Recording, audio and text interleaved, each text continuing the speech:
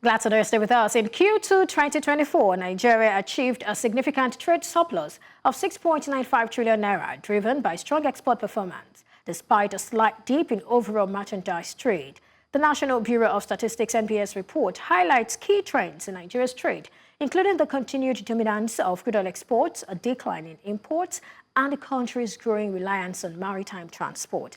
This conversation explores these trends in detail, focusing on the factors behind Nigeria's trade surplus, its top export destinations, and the changing dynamics of imports. Dr. Samson Simon, CEO, Chair, ARC Economics and Data Limited, joins me for this. Thank you so much, Dr. Simon, for joining me today. Thank you for having me. Good morning, Nigerians. Good morning to you too. Well, the presidency has sort of responded to this, saying the report underscores the increasing positive shifts, in the economy over the last year. Let me get your thoughts on this. Well, I saw the figures. Congratulations to Nigerians. At least we are making progress, no matter the circumstances. We have moved by a wide margin, considering the numbers we had in the second quarter of last year. In terms of the entire merchandise trade, is an increase of over 200%. There's an increase of over 200%.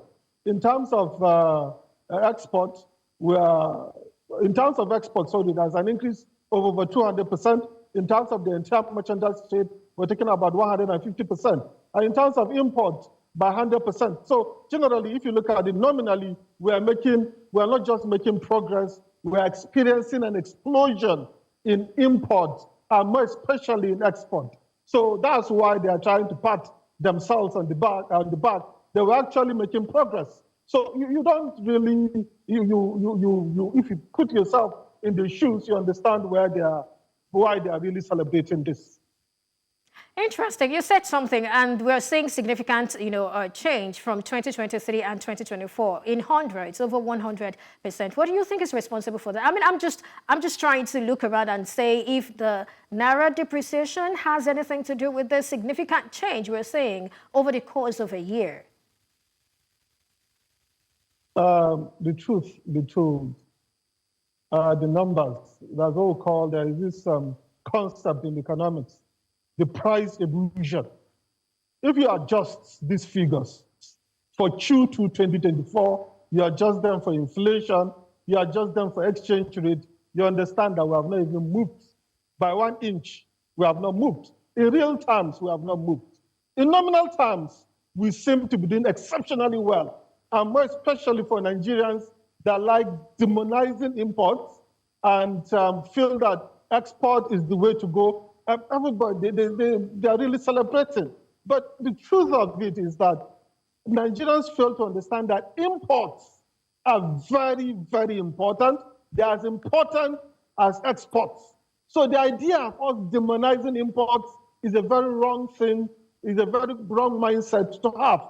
I know that we have been struggling with too much importation compared to export, and we feel that's a problem. Truly, if you have export, because the objective in economics is balance of trade, balance of payment. That means imports should be as important or should be equal to exports. So if you have one of them outperforming the other, that means you have a problem. You have an imbalance.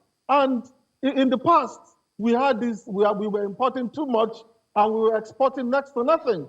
And the imports outstripped the export. And now that exports outstrip import, many of us are celebrating. But it's as bad as the situation then. There's a need for a balance because imports too have a lot of advantages that we may not be considering. And if you look at the exports, we devalued our currency. So we are even exporting those things that we're struggling to have enough supply domestically. For example, if you look at food, it's cheaper now to export Nigerian food than to import from neighboring countries. I was struggling to feed ourselves. So food is the last thing that we need to export at the moment. If you look at even the refined fuel that we have, we're talking about 60-something million liters a day of consumption. Basically, we're subsidizing the entire sub-region. And that's because the naira has gone down in value. So it's cheaper, way cheaper for these neighboring countries to have subsidized Nigerian fuel than before. So we're actually somewhat creating a problem for ourselves by devaluing the naira, even though it has its own advantages. So we need to look at things on balance and see, is it something worth celebrating? We should not be fixated on one side of the divide. Right, we'll take a break now. When we come back, we continue this conversation. I mean, quite interesting input from you. We'll take it up from there when we get back from this time out. Stay with us.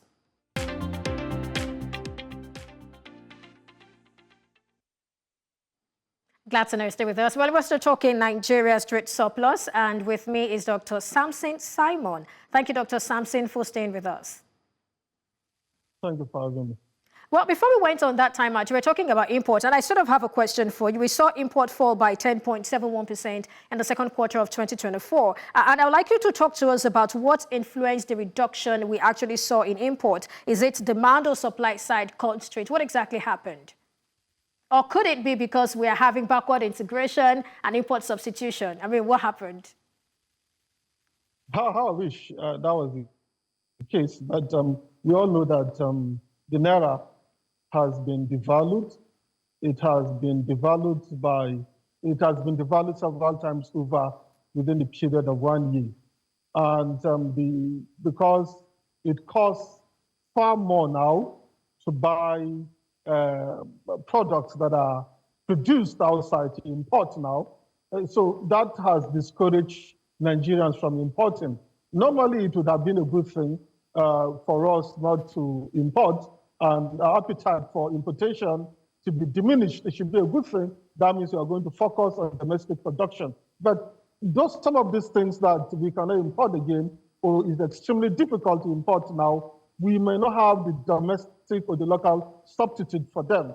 For example, machinery. We need machinery for production. Some of the inputs for production are also needed. There's a need for us to import them. So when it becomes quite prohibitive to import even necessities, is not actually a good thing, and we should not be celebrating.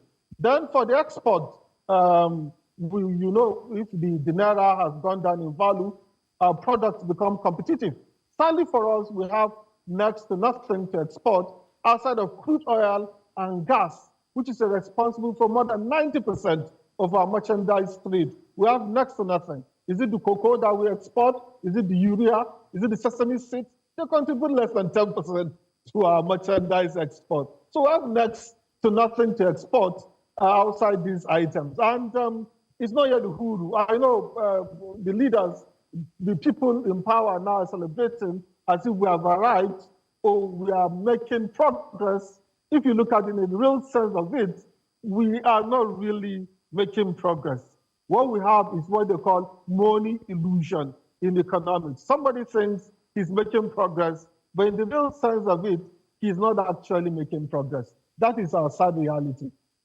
I like how you talked about merchandise, and I'm going to bring that into this. Now, with Nigeria recording a trade surplus of 6.95 trillion naira in the second quarter of 2024, driven largely by exports, what factors do you think are primarily responsible for this continued export growth despite a decline in overall merchandise trade? I know you sort of tried to talk about one of them, but beyond that, looking at this, overall, what do you think? Well, the entire merchandise trade for the entire quarter, Q2 2024, has declined by 3.76%. So that's to tell you that we're not making progress in terms of the entire gamut, the whole gamut now. Then, if you look at export, that's where we seem to be making progress because it has increased by 10.71%. That's to tell you that if the entire thing has reduced and then one component has increased, that's to tell you the other component is suffering. Which one is the other component? Our inability to import. So basically, that's what has happened. And the ability to export is basically because our exports have become more competitive abroad because the naira has come down in value. So it will be quite cheaper for us, it will be quite cheaper for outsiders to buy what we produce than before because the naira is going down in value compared to their currency. So that's why they would want to buy more of it. But if you look at it, like I mentioned, if you account for inflation compared to either first quarter of this year or even second quarter of last year, if you account for change in exchange rate, we may not actually be making progress. Because if you look at the exchange rate, for example, what was the exchange rate in the second quarter of 2023? What was the exchange rate in the second quarter of 2024? It has gone down in value by a wide margin, right? A wider margin than the ballooning in our merchandise trade. Because if you look at our exports now have increased by more than 200% compared to the second quarter of 2023. Our general merchandise by more than 150%, our imports by almost 100%. But if you look at the value of our exchange rate, what was the Naira exchanging for in the second quarter of 2023? What is the Naira exchanging for in the second quarter of 2024? If you account for that, you realize that we are not actually making progress. So it's basically the concept of money illusion or price illusion in economics that is happening. So we should not pat ourselves on the back. It's not yet the hoodoo. We still have a long way to go. And then if you look at the export, our export is not diversified at all. 90-something% is crude oil and gas. So it's still a huge problem. Our export is not diversified at all. We are not making progress at all. So that's a huge problem. So we should not celebrate and ignore the problems because the problems are more than what we think we should be celebrating for. Well, looking at crude oil exports, I mean, it contributed 74.98% of the total exports in Q2 2024. And I'm curious about this because with about 75% of Nigeria's exports coming from crude oil, and of course, add to that the trade surplus, which we've recorded quarter on quarter, would you say this has had any impact on the forex market? For crude oil alone, we're talking about 74.98%, right? It's almost 75%, 3/4 of our exports, crude oil alone. And if you include liquefied natural gas, it's 90%. Our non-oil export is just 1.9 trillion. Out of 19.42 trillion, you're doing 1.9 in non-oil export. So that's to tell you that you're not exporting anything outside crude oil and gas, right? And if you look at the numbers, when you export crude oil, it's supposed to help you to attract FX. But we use the same money that we generate from exporting crude oil to import refined fuel, mineral fuels, and other things that we need. Our imports, by the way, are highly diversified.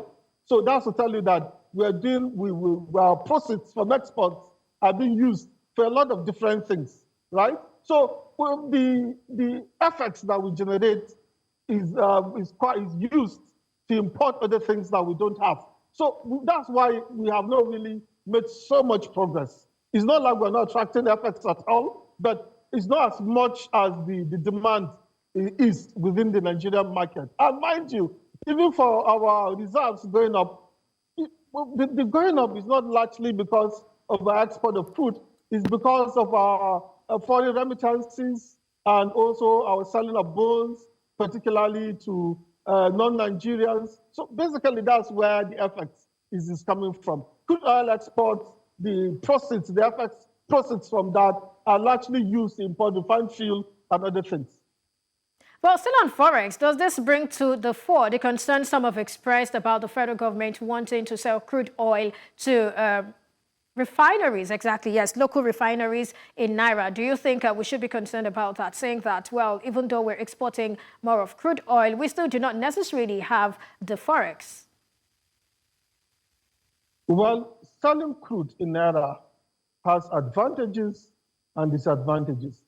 What are the advantages? One advantage, obvious advantage, is that you are domesticating the crude oil market within Nigeria so that it's not subject to geoeconomics or geopolitics or even foreign exchange rates. If you do everything in Naira, you supply crude in Naira, you refine within Nigeria. So you just cut out some of these risks that you have, and it will stabilize the refined oil market within Nigeria. But the problem it creates is that if you don't export and get dollars or FX, when you sell in Naira, it stops you from getting that FX that you'd have gotten if you had sold your crude on the international market. So it reduces the effects that will be coming to the coffers. That's the problem it creates for you.